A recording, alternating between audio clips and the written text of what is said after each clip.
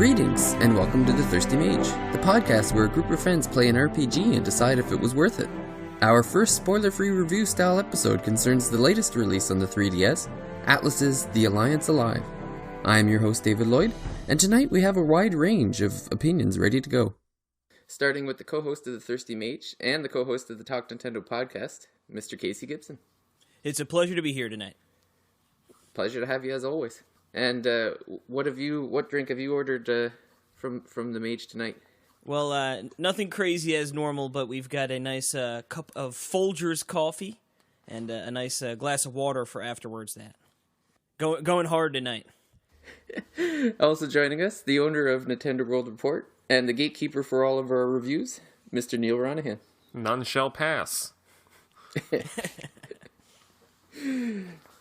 And are you sticking with the Namaste tonight, or do you got? No, I grabbed a Yard's Love Stout, which might be antithetical to some of my feelings about this game thus far.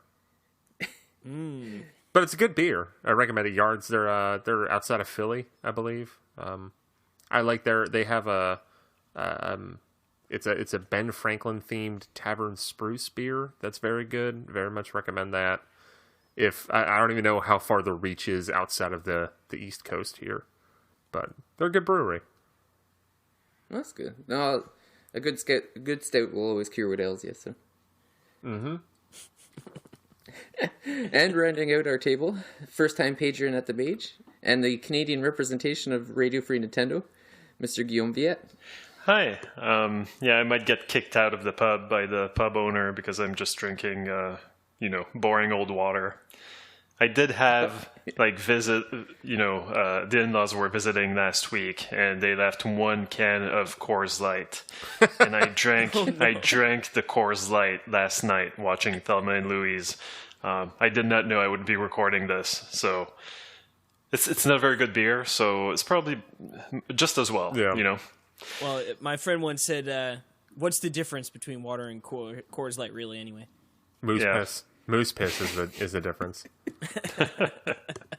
I have an uncle who will inhale Coors Light, which it's good because it's low alcohol content and he's minorly an alcoholic. So that's for the best, but it's a terrible tasting beer. Well, you know what? I actually don't mind it. I don't drink all that often, but I would prefer a Coors Light to a Bud Light. But, boy. I mean, it's not like those are very good. So I feel like maybe the fact that we're having a discussion over which is better, a crappy beer or a crappy beer, might get us all kicked out of this pub. Yeah, we all know Keystone's where it's at anyway. Yeah, Natty Light, PBR. PBR is my favorite crap beer of choice. Oh, the Peebers, man. Yeah, I could go for a Peeber. Well, we got some great pubs great breweries around me, but I ended up going with one from Belgium. I got a Grimbergen. Ooh, I like which the name. It's a double amber, which is I really enjoy it, and it's a little less alcohol than I'm used to. It's 6.5, so it's a light for me.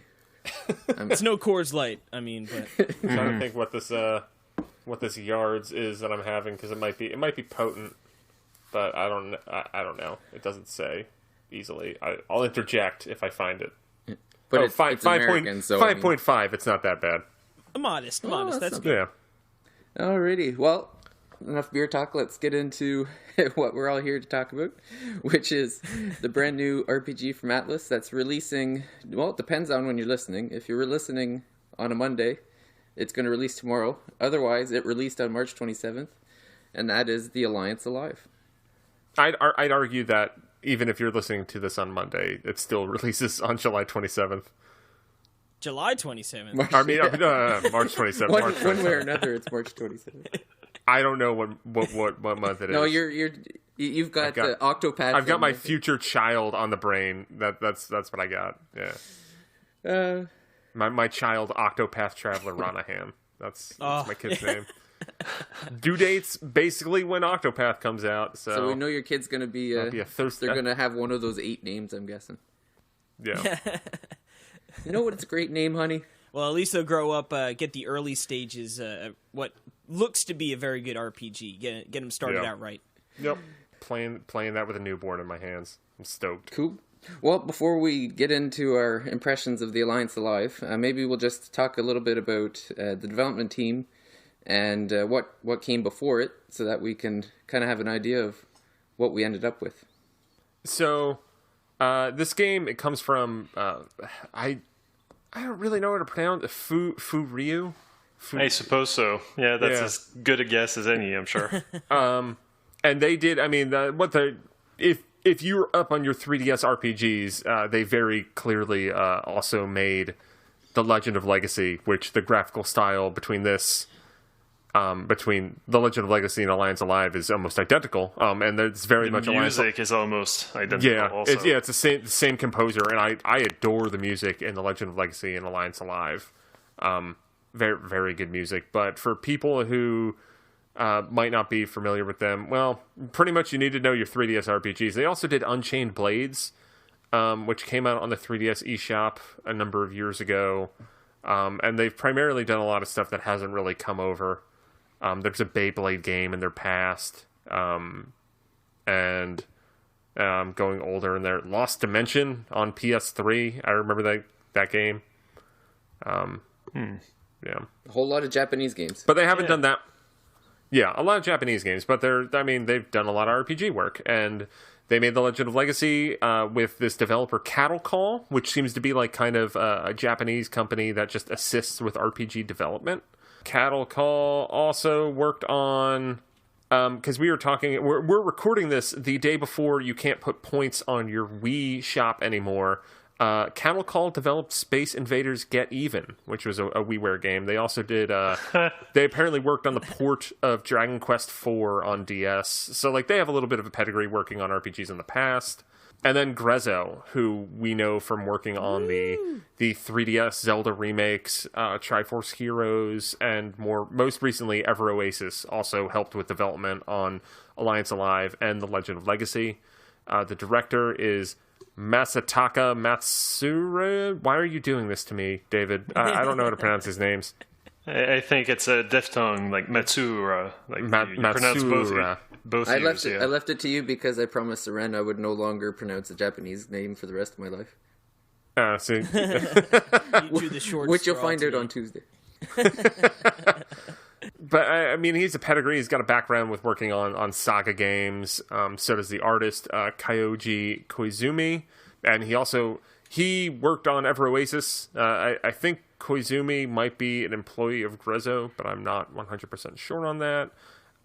For the Alliance Alive, what's different from that and The Legend of Legacy is that Yoshitaka Murayama, who helped write the Suikoden series, he came on to write the story for the Alliance Alive, because one of the knocks against The Legend of Legacy was that, like, the story wasn't that great. As David noted here, the director didn't want to make a direct sequel, but wanted to keep elements from The Legend of Legacy and improve on criticisms for the first game, which one of the key ones there was a lack of story. From my vantage point from playing the Alliance Alive and noticing how the story isn't really engaging me, I don't think they really solved that problem. I think they just added new problems. Yeah, a bit of a swing and a miss on the story. Yeah, it doesn't. I mean, they give you a little bit, to keep it going, but it never really truly, at least like you said, for you and for me, never really engaged. Made me too engaged in it, and it was more just sort of there to push the events, I guess, forward. But I feel like there's potential in the setup for the Alliance Alive, and I'm only about I think around 10 hours in, so maybe there's a great resolution. From talking to David and Casey, I kind of doubt it. But it's just like, I think there's a setup for a cool story. It just doesn't really seem that they kind of deliver on that much, and it's disappointing to me, because one of the things that I really liked about The Legend of Legacy is that it was there wasn't as much fluff around that game. It was very mechanics focused. And, like, I feel like the Alliance Alive is overwhelmed with mechanics and a middling story. Yeah, it's funny because I'm not that far into the game, but the game has basically started over 3 times so far. It's so weird. You take control of a group of 2 characters, and then you leave them and you control 2 other characters who I don't know if this is a spoiler, but eventually they're going to meet up with the first ones. And then another group of like 3 characters. And it's weird because it's always like a male and female pairing. And I feel like all the males and all the females have all the same kind of relationship dynamic. And it's funny because I didn't know that the guy who wrote Suikoden wrote the story for this, but it's like every woman in this game is Nanami from Suikoden 2, I feel. Like there's always this kind of, they're always the ones kind of gung-ho about going, into the action, and you've got the reluctant boy or man, like sometimes love interest, sometimes like kind of a subordinate following them and like, oh, well, I better go with her if, otherwise she's going to get hurt or something. And it's really weird because you would think that having this many characters, there would be a little bit more variation between personality traits, but I kind of feel like I've been introduced to the same 2 characters like 3 times. Yeah, like, I mean, I once again haven't really played that much of it, but I have a hard time kind of separating the different groups of characters that I've seen because they do all follow those same archetypes. Yeah. How many characters were in Legend of Legacy? So the way that works, you can only have 3. It's 3 characters in a party. I'm basing this off of I reread my review and kind of tried to freshen my mind about this. So the specifics I might have slightly wrong. Guillaume, correct me if I'm wrong. You have 3 characters in your party. At the start of the game, you select one character. I believe that there are 7 different characters that you can choose from.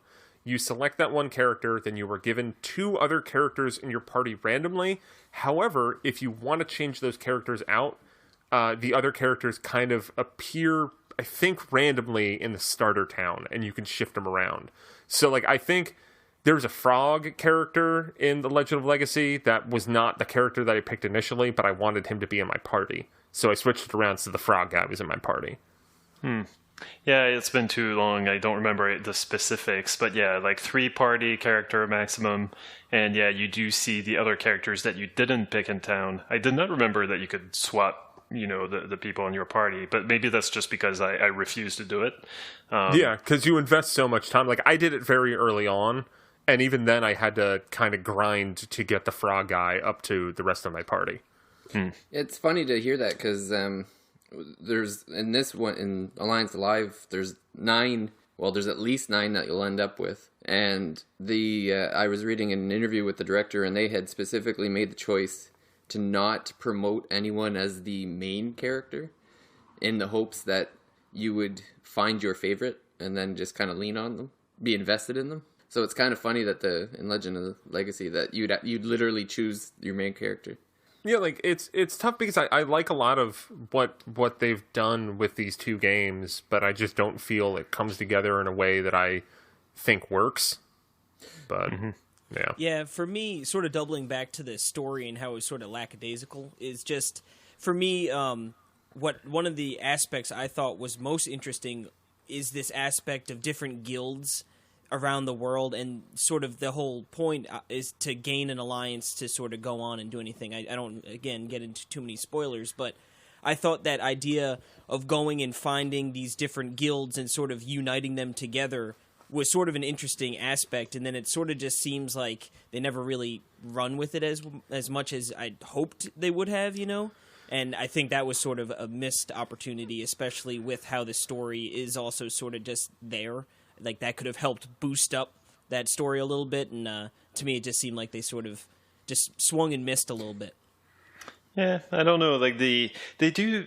I did find the way that they introduced the characters pretty cool, in that you start with your party of 2, like they're escaping the enemy, and all of a sudden there's like these people who are helping them out of the blue, and then like 2 parties later, you are controlling those people who save your first party. And so I thought that was cool. That was kind of a Back to the Future 2 moment where, like you're kind of helping from the sidelines. So there's like clearly like they're doing some experimentation. Maybe it didn't gel completely together, but it does. I don't know. God damn it, they tried. Yeah, they totally did, and like that's good for trying. The unfortunate part, like, because I'm at the end now, and in my review, I had actually said that the most intriguing part of the story actually happens at the beginning. And it's basically exactly what you're describing, is that to me, like, the smaller groups were just more interesting because you got to see, like you said, there's a bit of relationship building when you just had the two kind of one-on-one working with each other, and then you kind of see like the other groups come in and see how like one group then starts helping the earlier group that you're dealing with, and then it just kind of keeps going. The thing that I had an issue with is like you get to the point where you have all 9, and then it just seems watered down because they're all just kind of there. Is it that the game seems to be afraid of like giving too much importance, too much focus to one character? Well, that's the feeling like, I got from the director. Just in case that you haven't picked that up. The feeling I got from that's the feeling I got, is that there's like, okay, we're not going to elevate any one person really. Like they each kind of had like you said, there is kind of a blending of the personalities.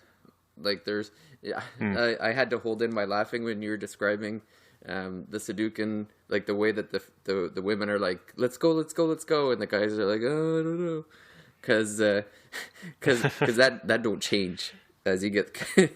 Yeah, that's every character so far, every pair. Yeah, that's in this like game. a running theme throughout the whole thing.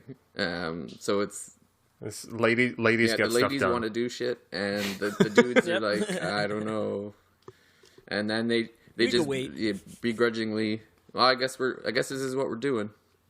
so that's the running theme. But it in some situations it just kind of felt funny because like they would go to, again, I don't want to spoil anything, but they go somewhere and there's this conversation, but there's like the 9 of them all there, and it's like, do they all need to be here? Like, I feel like you could have wrote it a bit better so that maybe, you know, some people because like I said, I like that separation at the beginning, and that's kind of it. Once everybody's together, and I think I would have preferred that separation to kind of see how different characters grow with other characters. It's a challenge of a lot of RPGs that introduce a big party, because once everybody's together, like, who are you going to play with? Because then that kind of dictates how the story should go. Like, I mean, I think of a lot of Final Fantasy games that kind of build the party over the game, and the most interesting character points are when you're building up that team. And then when you get to the last third of the game, or maybe even the back half, and it's like, all right, well, we already have like our 8 heroes together, and now it's up to you who you're going to use. So we can't really do too much specific story things with these characters. And I mean, like I think Final Fantasy VI is an example of a game that does something very unique in the back half that kind of accounts for how do you handle having all these characters. And in their case, it was just throw them all across the planet. That was their solution. And I think that from what you're saying with the Alliance Alive, it seems like it does a decent job of kind of like introducing you to these pairings, and then once you put everybody together, they don't really know what to do with the full party. No, that's pretty much the way it goes. And it's the battles later on in the game are designed that if you pick your group of 5, you can't forget about the other 4, or you're going to pay. So Yeah. So the design really makes it where it's like, okay, you know, you could pick your favorite, but you have to balance out your entire party. You can't just rely on a few people and hope for them to get you to the end.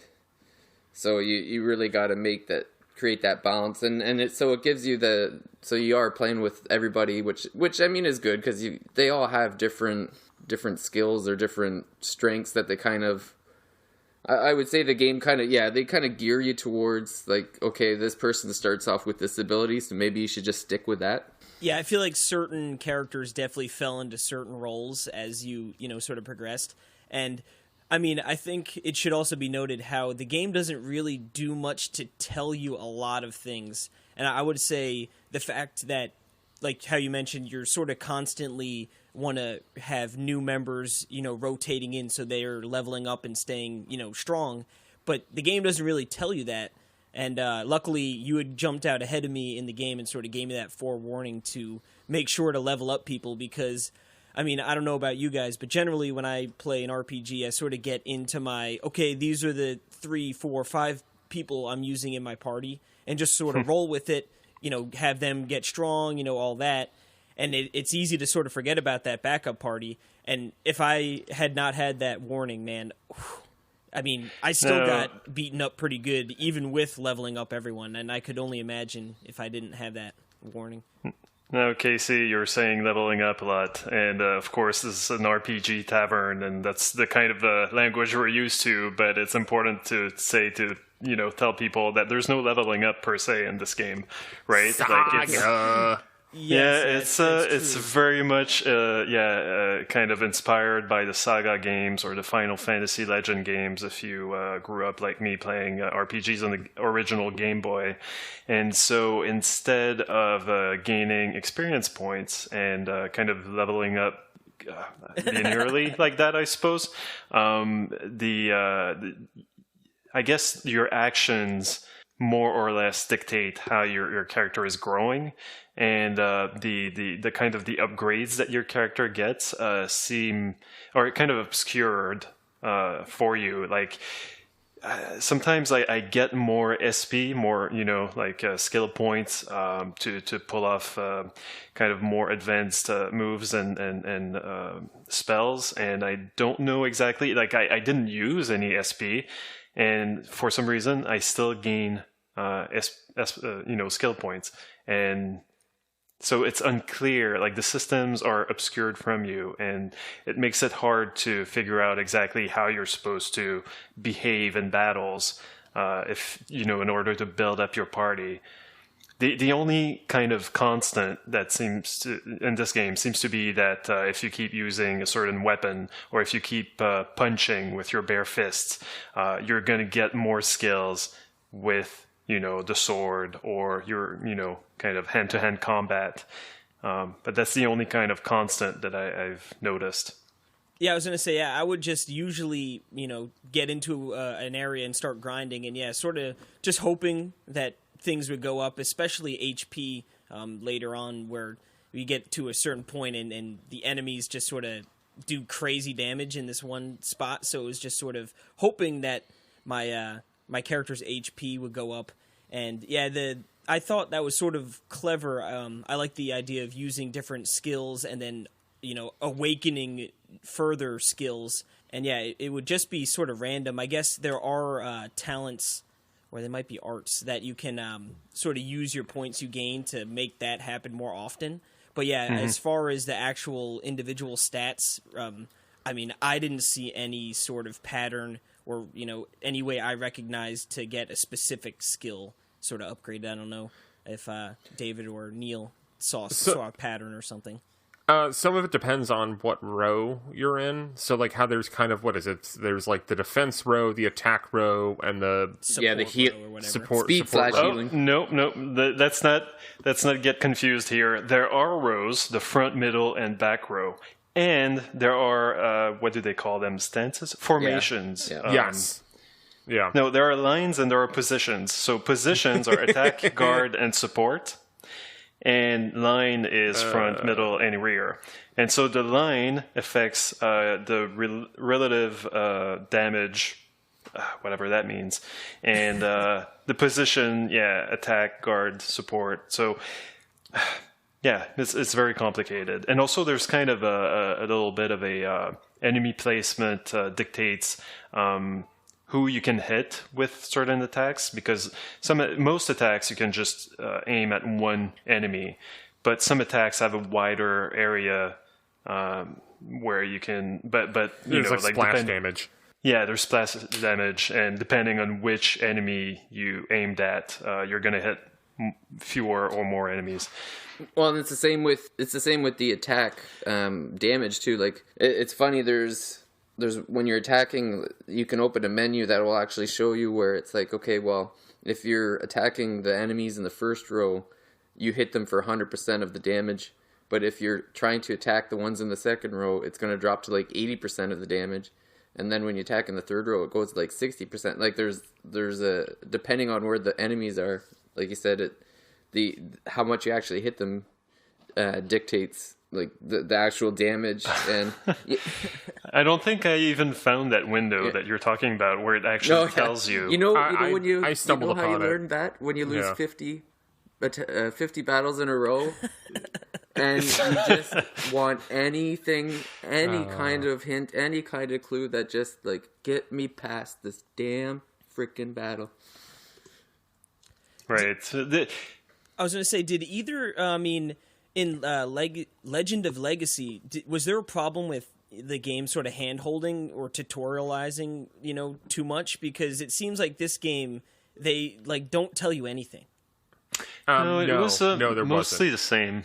Yeah, it was very similar even down to the difficulty spikes. Because one of the things that I remember with The Legend of Legacy is that I would be really enjoying it, and then it'd just be like, here's this boss that's way harder than anything you have even dreamt of up until this point. And then I'd work my way past him, and then sure enough, a couple hours later, there would be another boss that would be just absurdly difficult from the enemies even right nearby.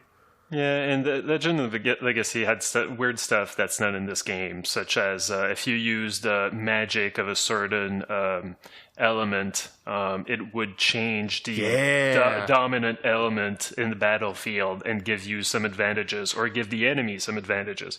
So that's not here, thankfully. But what is back is the whole formation thing. Yeah.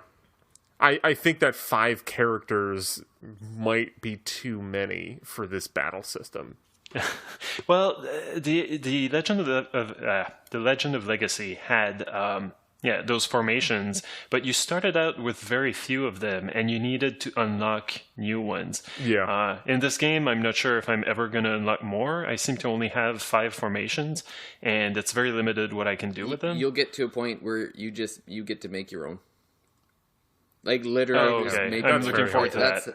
That's actually how I ended up getting past the incredibly crazy battle. Was that I was like, okay. One of the things I discovered is that having played Xenoblade Chronicles 2, it's worth having a tank to just kind of sit there and take the beating. And I figured out that if you put a tank in the front row, they can block everyone behind them. Right, as in guard, yeah. So when the attack position gives you 25% more damage, you do 25% more damage. When you're in defend position, you take 25% less, and support makes kind of a healing spells 25% better. Yeah. But then if you're in the front row and you're guarding and you're using the shield, you're basically taking the damage for the whole party, which is very helpful. And that was key in The Legend of Legacy. And I kind of figured that, in this game it would also be important. But so far in where I'm at in the game, I don't have kind of the flexibility enough to really play with that. You'll need it eventually. Well, I was going to say, where you are in the game, and I feel like pretty much up to the, it's sort of in I guess maybe 3/4 of the way, pretty much the battle that David's alluded to being sort of the spike of the game. Up to that point, I didn't even really need to mess with formations at all. I just kept them sort of all in the front row, all with that sort of plus 25% attack, and I never had any problems. I mean, and that's sort of the weirdest thing to me, is not necessarily how much of a spike in difficulty certain fights are, was just the complete lack of difficulty up to that point. The first 5 hours are a joke. Yeah, there's no fights that really required me to do much aside from just sort of spam attacks and be okay, and then I can. What's nice is you can sort of turn battles up 2 or 4 times faster. So it was able to. It's nice to sort of blast through those sort of cannon fodder enemies out in the world, because they're not going to really damage you very much, and by the time they would do enough damage to kill you, you already polished them off. Yeah, and so that's something like the regular enemies don't take much work at all to dispatch. So that's the unfortunate thing. They don't really teach you how to use the formation thing, but it is important, and it's probably better. Like if anyone decides to pick up this game after they've listened to us talk about it, it's probably a good idea to decide in advance who's going to be your tank, who's going to be the person who does damage, and who's going to be your support. Because when you're using a skill, you can level it up. And you level it up based on the position that you have, attack, guard, or support. And so it's better, you're better off leveling as early as you can the position that you're going to keep your character in.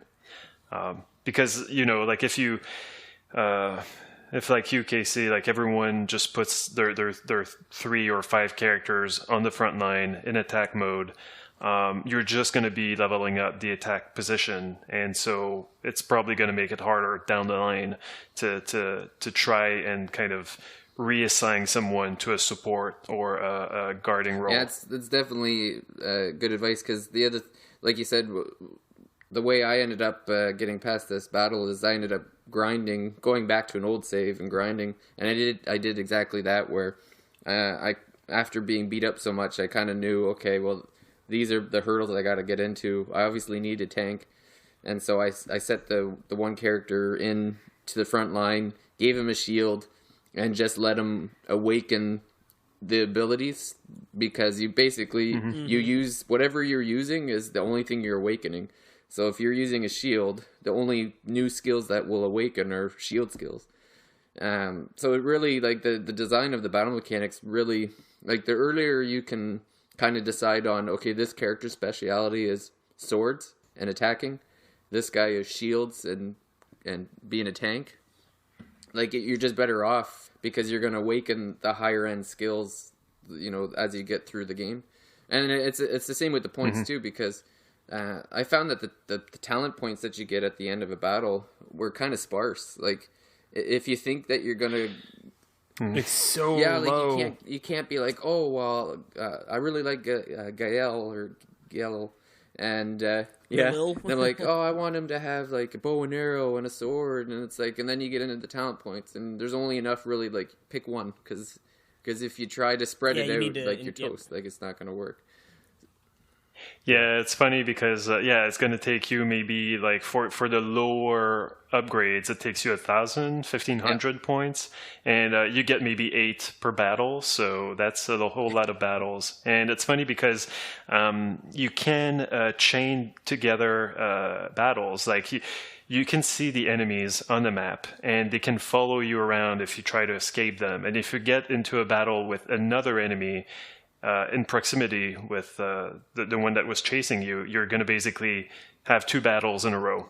And that gives you bonus, what do they call them? Like talent points? Talent points, yep. Talent points. But so I was like, oh, yes, okay, so that's what I'm supposed to do. I'm supposed to chain battles and get tons of points. No, it gives you like 1 more point. I know, it's like, such a joke. It's so not worth it. And it's such a pain half the times to even get them close enough to chain, Like, there's been plenty of times where they looked pretty close and it just wouldn't chain them together. But like you said, you end up getting such a minuscule added bonus. It's like, well, I'll just fight them one and then the other one afterwards. I'm curious if my favorite mechanic is from Legend of Legacy, which is when you're knocked out. Let's say you had 300 hit power, and you use one of your characters, like you use medicine or you use restoration, and they wake up. They don't come back with 300 hit power. They come back with 200 hit power, or 150 hit power, or 50 hit power. Like, I couldn't believe that when someone's knocked out, when you wake them, when you revive them, they don't come back with their full stats in battle. I don't remember that. No, I think, unless it was in a different game, but no, I'm pretty sure it was Legend of Legacy. You don't get as much health back until you go back in town and rest at an inn, and then you get your full maximum. That's exactly health. Because they're in this one ridiculous battle sequence. Like, I would lose people, they would wake back up, or I would heal them back in battle, and then I'd go to the next battle, but then I'm like at 50% of the health I had in the previous battle, because you're in this chain of battles that you can't get out of. Like, you can't just exit and go to an inn. So you're basically like relying on the fact that, let's hope that I don't need that 300 hit power, because now I only got 150. Yeah. But then the next battle is that much harder than the one that I just beat. So. Yep. I'm not looking forward to getting to the back half of this game. Like I said, never avoid any battles, Neil. Yeah. I did early on until talking to you guys. Then I got scared straight. Well, like I said, I would have, if I didn't have the warning from David, I cannot even imagine how badly I would have gotten clowned. Because, like you said, you sort of need to split up your party at some point, and then it's like you need to make sure you have all those roles sort of accounted for in the miniature parties. So it's like, unless if you don't have a good idea and you didn't plan properly, you're going to find yourself in a real sort of bad situation. And like David said, he had to re-roll an older save, which, that to me is never really a great feeling, especially when you go to save and it only appears like there's a single save slot, unless if you look closely and it's either X or Y, and then you can sort of do the multiple saves. But I could only imagine if you didn't have that extra save and you sort of got stuck, like, I don't even know what you might have done. You know what a good feeling is, though, is when I beat that final ridiculously long battle sequence and I got past that spot. I put my 3DS down, I got up, and I cursed and sweared at that boss, told him to eat it. I might have used much stronger language than that. Yeah. Is your 3DS in two pieces or one piece? It's still in one piece, but there was a high sense of euphoria after that win. But it was a nasty spike. I was going to say, what I do sort of like is how with the talent skills, as we were sort of talking about before, you sort of, when you know which one you want to invest in, you can get into the novice, expert, master, heroic, legend talents, which reduce all of your SP consumption for your skills. And I mean, for me, that was huge, because you'd be able to get really powerful skills that would either require, no SP, so you could just spam them forever, or, when you start getting to the really strong ones, even if it's only 2 SP and, you have 30, you can sort of never have to worry about it. And then they refill, I don't know if it's instantly, or I think maybe it's just by traveling, but I never really ran into any situations where, like, my SP would be, like, drained, It refills in battle. Like, at the end of the turn, you get one back. One back. And then okay. But then I think at the end of battles, I think it either all comes back, or if you walk, yeah, because it just recharges. Yeah, every battle it seemed like I'd be fresh. Yeah, because in the beginning I'd be sort of weary of spending the SP. I didn't want to run out, and then all of a sudden you're actually like, well, the game sort of encourages you to just keep using all those skills. So I like that aspect. I find the whole talent points thing really, kind of funny, because it's as if they wanted to have their cake and eat it too. Like, no, we don't have a traditional RPG leveling up system. We're doing our own thing, or we're doing Saga's thing, and then they have the talent points thing to offer kind of something, just in case you go, battle after battle, and your character never. Their attributes never go up. You got to have something, so that seems to have their solution. Give you those points that you can maybe invest in an increased chance that your characters are going to level up faster. I don't know. It's really weird. Yeah, because the economy for it's all messed up, and that it just increases so slowly that, like, I am I the only person that played through the demo before starting up the game? I did too. Okay, yeah. You get a boost to talent points, depending. I think, like, just I didn't, like, max it out, but I think you could have maxed it out. I think you get, like, 4,000 points per character or something like that, which, like, that helps a lot. That helps out a lot early on, but it's just that the grind to get anywhere with talent points is so slow that it's like, I mean, it is a leveling up system, but it's a leveling up system that, like, one that, like, okay, I bumped up, and I'll check this in about 5 to 10 hours of game time, and maybe be able to boost another thing up. Yeah, 4,000 points doesn't go far. Like, especially, like, one of them is 1,500, and that's for the increased chance of awakening a power. Yeah, I think with, like, whenever I'd run into a new character, I would do whatever their weapon that I was committing with them to, I would do the like SP lowered by 1, and then the increased awakening chance, and that would be my 4,000. Yeah, and that's only for the specific weapon that you chose. Yeah. Yeah. So if you want to, and that's another thing where, like, you have to commit to whatever weapon, because if you commit wrong, then, like, you're kind of hosed. Like, that's why, like, when I would get new characters, I would be I wouldn't commit right away, because I'd be like, all right, I got to make sure, like, I want to use the axe with this guy, or is this dude going to be my bow and arrow guy? I don't know yet. You won't believe this, but one of the 2 first characters that you have, like, I went and I saw that she had a staff, and so I just went, oh, okay, I'm going to go upgrade her staff with the talent points. And then, so I click on something, and then I commit to it, and I've invested the points, and then I realize, oh shit, I just upgraded the spear. And the icon is kind of similar. Then there's, yeah, because they have, like, it's like little sword, big sword. Like, yeah. There's too many weapon and then options. there's the 2 different magics too. There's signomancy and sorcery. Yeah. Yep.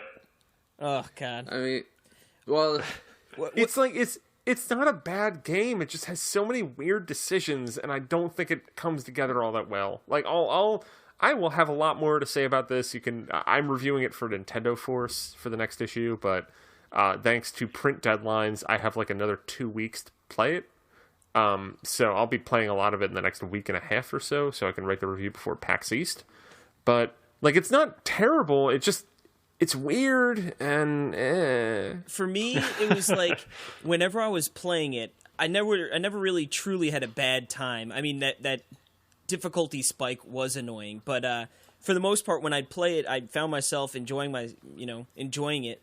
But it was when I put it down, like, it didn't have that hook to make me be like, oh, I want to get back in there and play more. And it was more like, all right, maybe I should play some more of that game, because I know we got to talk about it in a little bit, And then, like I said, when you get into it, I have a good time, but it just doesn't have that one thing, or, like you said, it doesn't come together to make me want to keep playing it. Yeah, no, for me, like, I'm still trying to recapture my youth. Recapture whatever. I grew up, my first RPG was Final Fantasy Legend 2, and I was completely befuddled me, but I powered through it, despite not really knowing English at the time, and not, like, it was my first RPG experience, so it was kind of I don't know. Maybe it was poorly chosen, let's say. It's not the most newcomer friendly, and but I really enjoyed it, and so it carries a lot of I don't know, like, I wish that I enjoyed these saga inspired games more than I do, but I don't know, I'm willing to give them a shot. It's just that as Neil said, like, they don't really gel together, and I wish that they were not I don't mind playing flawed experiments. I just wish maybe this one was not so flawed. Yeah, that was my big hope with this, is that I would consider The Legend of Legacy a flawed experiment. Like, there was a lot that I enjoyed about that game, and there was a lot that kind of bugged me about it, but I saw a lot of potential there. So when I heard that those guys were making a new RPG, I was very, very excited.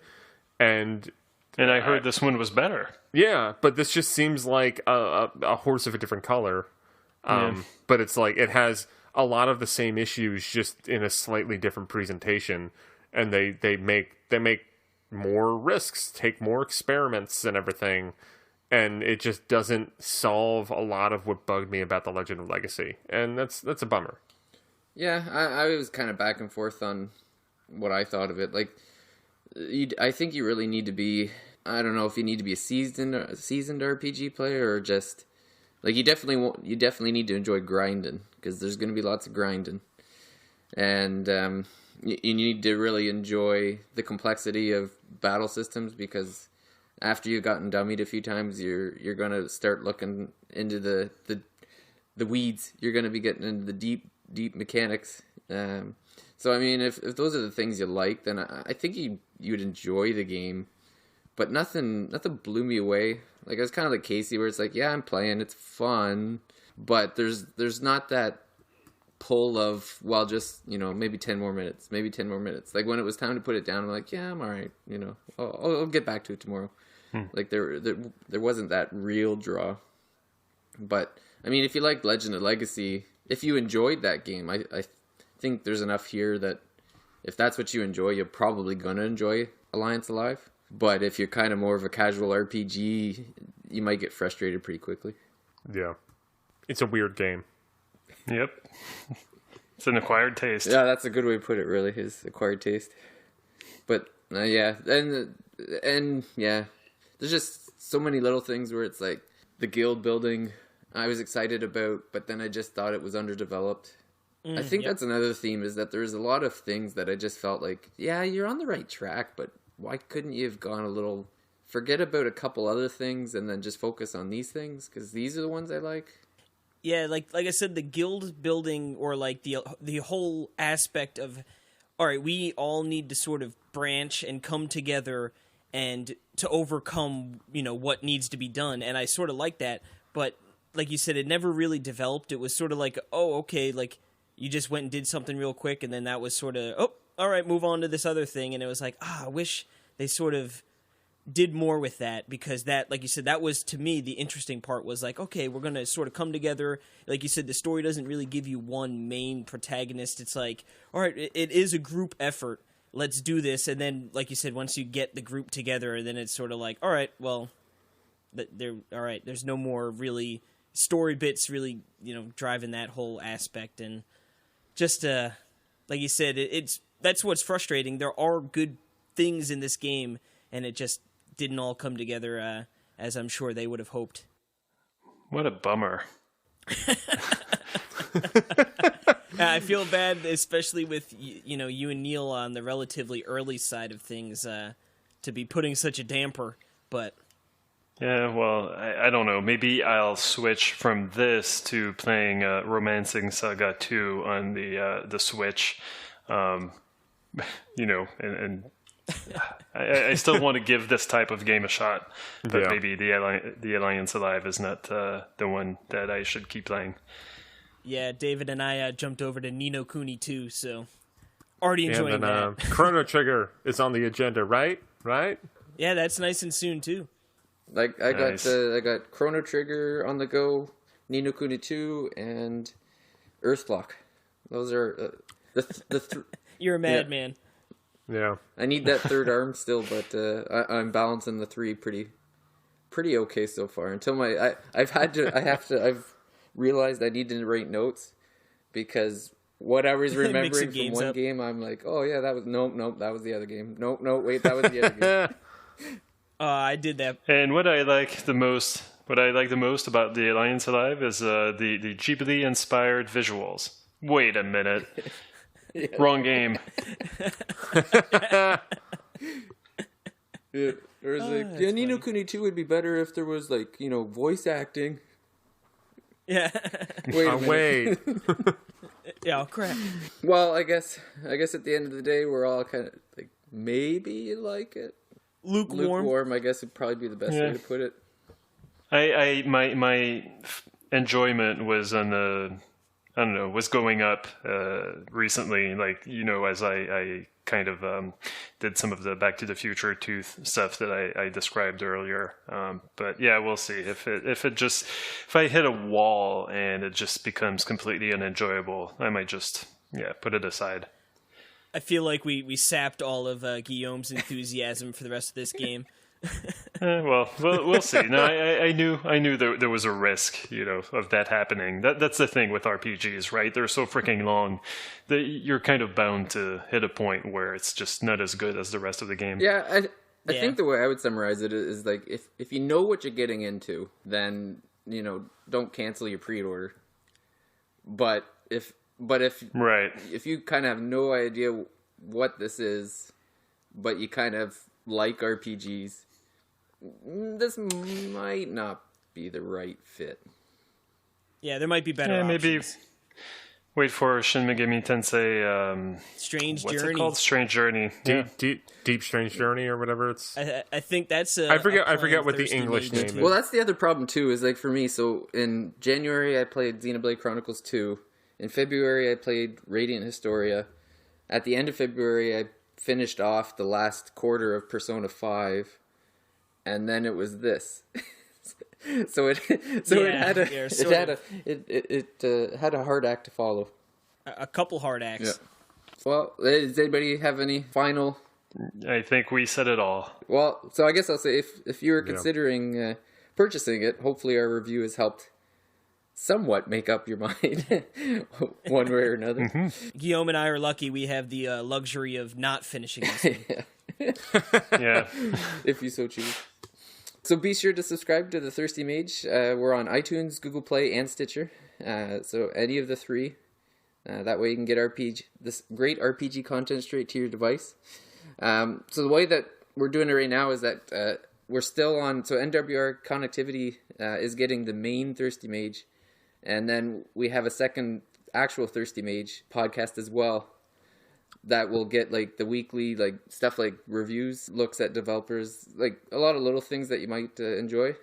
So what I would tell everyone is we have a lot of podcasts that you should subscribe to, all of them.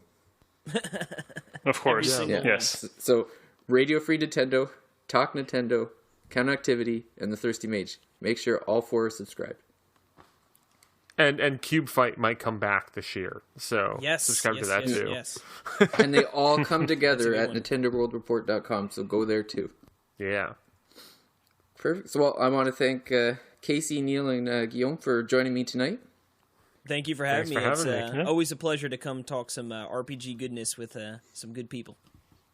Yeah, it was fun. Thank you.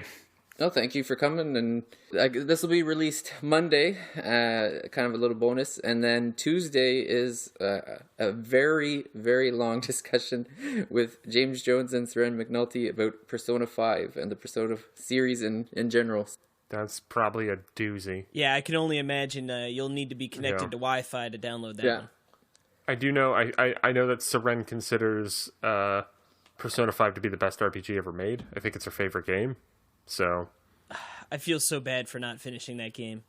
I need to go back. I'm okay with it. Yeah, I feel a little remorse for having no desire to play that game.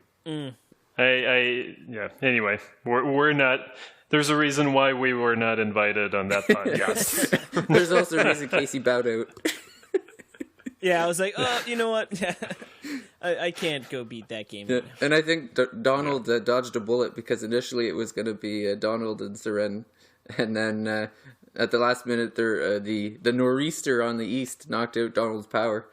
So about 30 minutes before the pod, I had contacted James and said, "Yeah, do you want to be a third?" And he's like, "I got 6 hours. Sure, let's talk." he only started his day at 5 a.m. and ended it at 2:30. So Woo! It's a doozy. It was a fun Good Lord. Yeah. Cool. Work hard, play hard. All right. Well, I just want to thank everyone for listening and invite everyone back for future episodes of The Thirsty Mage. Yeah. Chrono Trigger. Woo! Bye. Bye.